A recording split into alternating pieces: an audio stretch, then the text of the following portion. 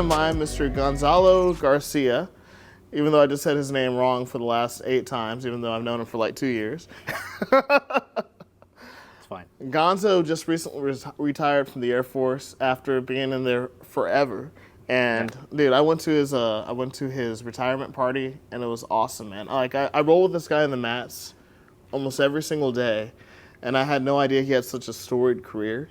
And so what I wanted to sit down and talk to him about was a little bit about martial arts, training, traveling in the military, how all that stuff meshes, how it works out. Could you tell everybody a little bit about yourself, Gonzo? Yeah, sure. Thank you for having me on. I appreciate the opportunity to talk about the topic. I mean, obviously, jiu-jitsu is important to all of us. Martial arts is important to all of us. I just retired, 23 years in the Air Force. Wow. My background there, I did like electronic intelligence, so radar exploitation. Taught a bunch of stuff, and in that time, I've traveled a bunch of places. And in the last 9 years plus, started doing jiu-jitsu, on a more like super passionate level. Started over in Germany, so I'm retired now. I've got some things that I want to do, on the horizon here. I'm a married guy as well. I have 2 adult children that are 21 years old. One of them just made the dean's list. Oh, that's over cool. at UTSA School of Business. Pretty cool. Heck yeah. The other one is like trying a bunch of different avenues right now, finding success here, finding success there, getting bored and doing these other things. So, I mean, they are a mesh of myself and my wife, like completely. It's so funny. That's pretty much me. I'm primarily a father and a jiu-jitsu guy. That's what's up. Yeah. So how did you actually get into martial arts? Like, what was the thing? Because I know you did boxing too when you were younger, right? Yeah. So martial arts, right? I'm Hispanic, right? Boxing culture, for sure.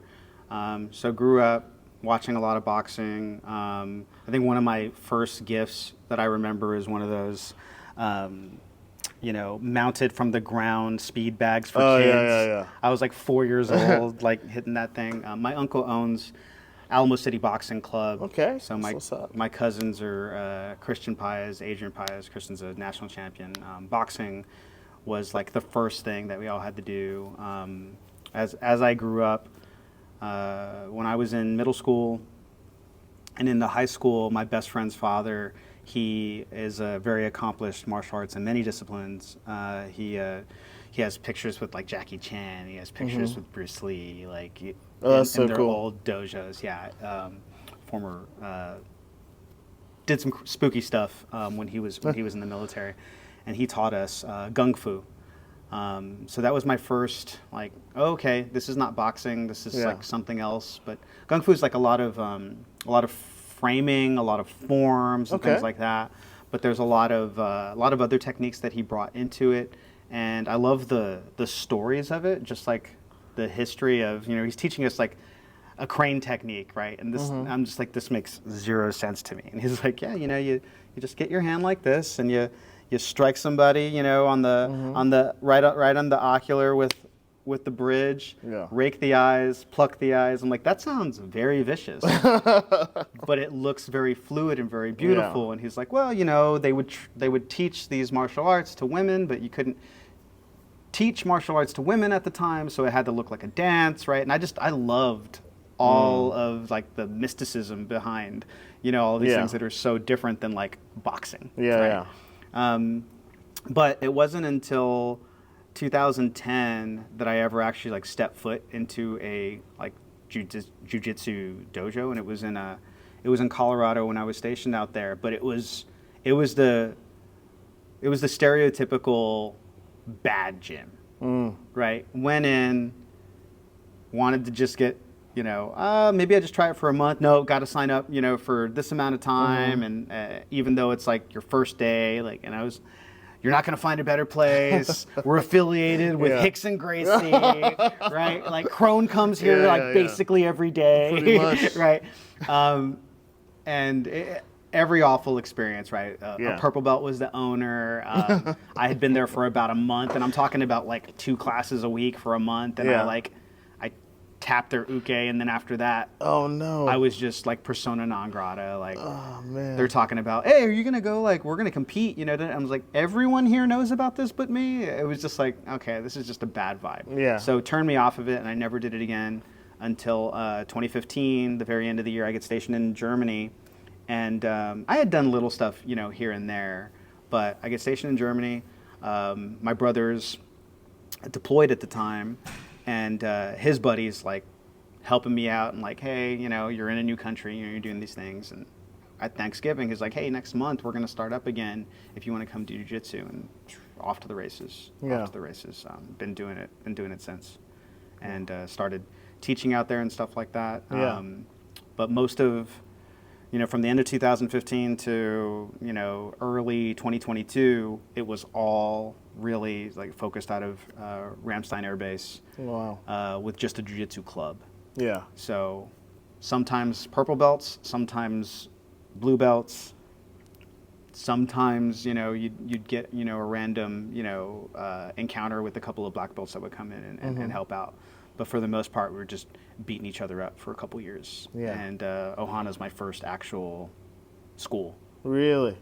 Really? So what's some of the differences between training at like a military installation base as opposed to training like in a private type of setting? Yeah, it's a good question. Yes, the biggest difference in my experience is they're free. Free is good. That's a big difference. Free is very good. When I think back to all the money that I saved by learning from people who were, I mean, the downside is they likely learned the technique the night before on YouTube, and now they're just like, hey, here, let me try this. here I saw a couple of videos. I'm gonna try this on you. I think this is called a twister. You might Yeah. have. Now you all just try to kill each other for an hour and a half. Yeah. But no, I mean, all that said, we got really good. It's nomadic, right? And I think the people that are coming to train in the military environment and training on post, like we've got this you know, Facebook page, like the Armed Forces Martial Arts Network, and like when I'm dropping into places or anything like that, that's what I always you know used to use. You know, when I was coming up, we didn't have MatPass, right? Yeah. So you just kind of had to know a guy, Yeah. right? Like, hey, I'm gonna be stationed in Barcelona for 3 months. Do you know a place? Yeah. Hey, my wife's, you know, gonna go to, like, for me, you know, my wife's gonna go to Australia. We're gonna spend some time in Sydney. Does anybody know any place? Yeah. You know, over there? It's like, oh yeah, open sparring, like in Sydney. Went over there and trained, like. But you kind of have to know a person. But because of that, there isn't any of this, frankly, like BS. You can only train here. You can only do these things. You Yeah. know, don't go over there. Don't learn anything else, right? Don't let anybody else from over here and learn our secrets, right? There's none of that. It is literally, oh, where are you coming from? Awesome. Do they do things differently there? Can Yeah. we learn from that? So the military, by and large, we're all about efficiency. Yeah. Right, we do things like site visits in the military. Like we go over and be like, oh, how do they do things in Dover? How do they do things at Davis-Monthan, you know, in Tucson? Like, we go to these places and we share best practices. Yeah. And we talk to each other about like problems that we haven't been able to solve, and we try to like use the community to be able to get better. And that's the mindset that gets brought into like military jiu-jitsu clubs, which is pretty cool. So. That's what we look for. That's what we value, and the big difference there too is somebody might be wearing a belt that makes absolutely no sense compared to their technique. Right now, like my primary instructor when I was there, I mean I had a number of instructors, but my primary instructor was a guy, Jason Lyons, and I'm a brown belt and he's a brown belt, and I am incredibly embarrassed that I am wearing the same belt color. Oh wow. That he wears. I feel like it's an absolute travesty, but that is kind of what ends up happening sometimes. You know, you're not necessarily affiliated, right? So you might wear a blue belt for a while, and I'm telling you, like, this guy, we would have, seminars come through, and you have all these people out of the woodworks, brown belts, black belts, and he's pulling out, like, move of the day from the seminar on these guys wearing a blue belt. So that's a difference, too. Like, the belt doesn't really mean a whole lot in the military sense. Sometimes, sometimes it matches up, but a lot of times you just better roll with them. And just figure it out. Maybe pretend that they're at least a belt or two above what they might be wearing. No, I've definitely noticed that. I've noticed that we get guys in here. It doesn't happen all the time, but every once in a while we'll get a guy in here. Like, for example, there's one of the guys in our class, Derek.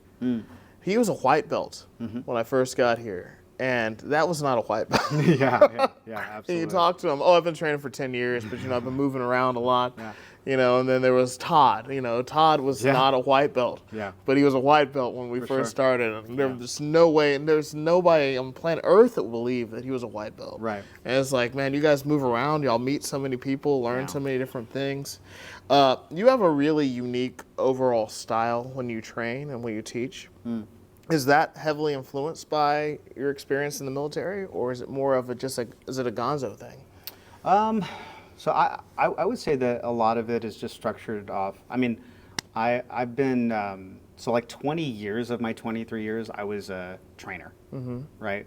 I taught Air Education and Training Command. I taught, our AFSC, or a job like awarding course, which is like radar exploitation. So you're teaching 18-year-olds orbital mechanics, right? You're teaching them, how to analyze a signal with oscilloscopes and spectrum analyzers. These are things that they do not know. So you have to go all the way back to the fundamentals. You have to talk to them about how light interacts with the atmosphere, right? These are things that they have never thought about before. So everything has to be broken down, and then you want people to understand fundamentals so that if they come across a problem that you haven't necessarily told them directly, they can maneuver through it. Because intelligence analysis is an art form. There's no like, this is right, this is wrong. It's a guess. And with a level of confidence to it. So from teaching them that, and then I went to the National Security Agency, and I became an adjunct instructor for the National Security Agency. I became chief of training for a distributed ground station. So I've been training people for a long time. And I have found that one of the most effective ways to train people is to ensure that they understand the spirit of what you're saying, right? So when I'm talking to somebody about when you learn a triangle, there's like 16 steps in a triangle. What I want is for a person who learns a triangle from me, I want them a week later to realize, I'm in step 9. And I don't have to start over here. But that's so much of what jiu-jitsu is, realizing you're in a position before your training partner or your opponent does. And you're only going to do that if you understand all of the fundamentals. So when I'm instructing, I am ensuring that folks know why we're doing something. And that I'm also just not that good. So I think that that's a big part of it. That's a lie. That's a lie, people. If he's not good, I am terrible.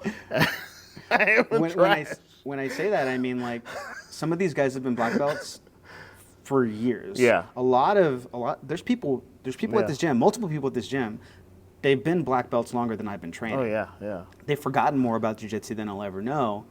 So sometimes when they're instructing, like, they're thinking of so many. If they stopped to tell you why you're doing something every single time that they're thinking, you would never get through a class. So there's things that they might not bring up because they don't want to, I don't want to, play down or play dumb, with the audience or anything like that. I don't want to condescend to you.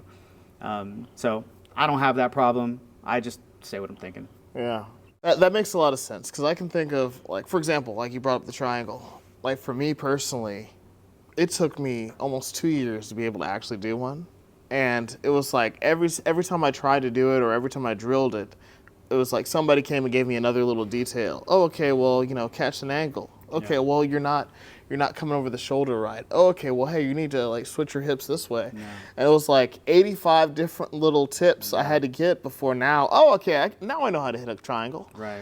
And then like I'm seeing what you're saying and being able to teach it and be able to convey that knowledge to someone, because a lot of times I'll see new guys in the mat. I'm trying to tell them how to do it. And man, teaching really does help. Overall, you understand it, because now I'm like, man, why can't you do it? I don't see what's wrong. Yeah. Oh, you're missing this, and this. Yeah. Well, Gonz, man, I really appreciate you sitting down with me today. Man, I really appreciate you sharing your knowledge and your seasoned advice of how to navigate the martial arts world. And until next time, I'll see you on the mat.